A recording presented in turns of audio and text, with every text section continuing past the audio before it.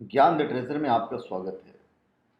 और हम आपको एक ऐसी जड़ी बूटी के बारे में बताने जा रहे हैं कि उसको खाने के बाद आप सारी यौनोत्तेजक मतलब व्याग्रा वगैरह भूल जाएंगे। अब आज हम आपको जिस जड़ी बूटी की जानकारी दे रहे हैं वो हिमालय के अति दुर्गम क्षेत्रों में पाई जाती है। इसके सेवन से मनुष्य के शरीर को कई प्रकार के रोगों से लड़ने की क्षमता मिलती है। सिर्फ एक ही क्षमता नहीं कि आपकी कामोत्तेजना बढ़ा देगी, और भी इसके फायदे हैं। इस जड़ी बूटी को देसी व्याग्रा के नाम से जाना जाता है और ये व्याग्रा से कम नहीं है। पुरुष इसका प्रयोग करके अपनी सेक्स क्षमता को बढ़ा सकते हैं। यह देशी व्याग्रा हम देशी व्याग्रा ही कह के बुलाएंगे। तो ये जड़ी बूटी हिमालय क्षेत्रों में 3000 से 5000 मीटर की ऊंचाई पर बर्फीले पहाड़ों में मिलती है। ये जड़ी बूटी चीन में काफ़ी फेमस है। चीन के लोग इसका इस्तेमाल अच्छा खासा करते हैं, जिसके चलते निर्वासित तिब्बती इसके बड़े कारोबार के साथ जुड़े हुए हैं। मध्य प्रदेश के कुछ इलाकों में जड़ी बूटी के रूप में इसका प्रयोग किया जाता है,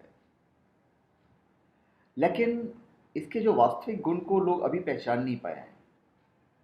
हिमालय क्षेत्र में इसे कीड़ा जड़ी, जबकि तिब्बत में और चीन में यारसागुम्बा या यार सांगमू के नाम से जाना जाता है। और ये एक प्रकार की जड़ी होती है। तिब्बत व चीन में कीड़ा जड़ी को यौनोत्तेजक और शक्तिवर्धक दवा के रूप में प्रयोग किया जाता है। भारत में भी आपको मिल जाएगा अगर आप आयुर्वेद की दुकान पे गए तो।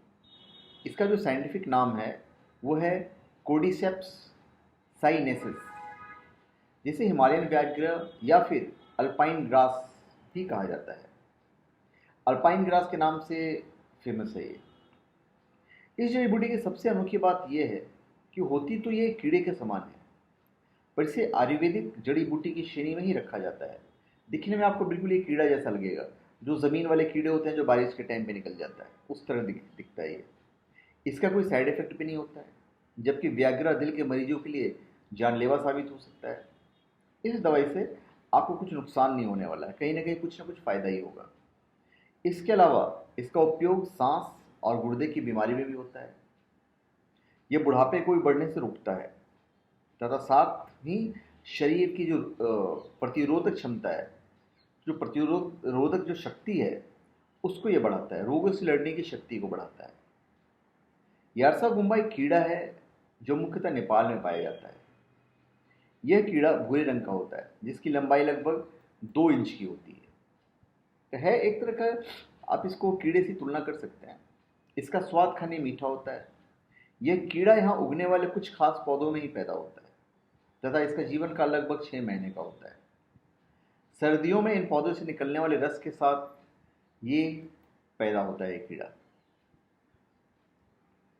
अभी इसका स्वाद तो खाने मीठा होता ही है, और चूंकि ये ठंड के मौसम में ही ज़्यादा होता है, गर्मियों के मौसम में आपको नहीं मिलेगा, तो उस वक्त ढूंढना मुश्किल है। तो मई जून में कीड़े अपना जीवन चक्र पूरा कर लेते हैं और मर जाते हैं। मरने के बाद ये कीड़े पहाड़ियों में घास और पौधों के बीच बिखर जाते हैं। तो जब ये बिखरे हुए रहते हैं तो ये आरसिम्बा के इन्हीं मृत कीड़ों का उपयोग आयुर्वेद में किया जाता है। चूंकि भारत में जड़ी बूटी प्रतिबंधित श्रेणी में है, इसलिए इसको चोरी छिपे इकट्ठा किया जाता है। एक्चुअली में देखा जाए तो कहीं ना कहीं मिलता है तो स्मगल करके आता है इंडिया में। इंडिया में बैन है ये। नेपाल में भी 2001 तक इस पर प्रतिबंध था। इसके बाद नेपाल सरकार ने प्रतिबंध हटा लिया।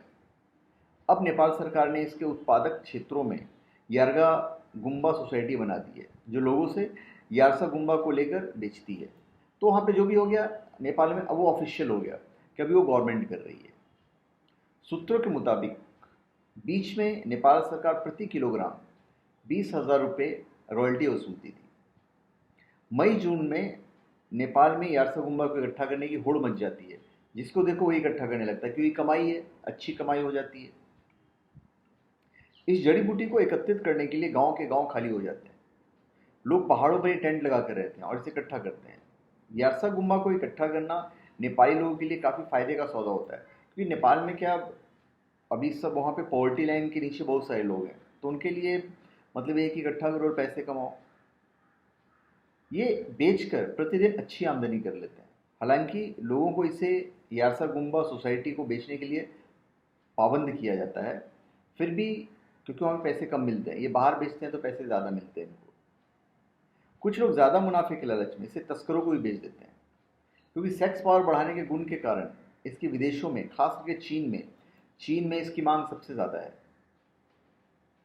हिंदुस्तान में भी मांग है, पर जनरली जल्दी नहीं मिलेगा आपको। अंतर्राष्ट्रीय बाजार में इसकी कीमत लाखों रुपए प्रति किलो है। महंगी होने के कारण इसकी तस्करी की संभावनाएं अधिक होती है। तो धन्यवाद, आप हमारे चैनल पर सब्सक्राइब करें और अपने कमेंट दीजिए। धन्यवाद।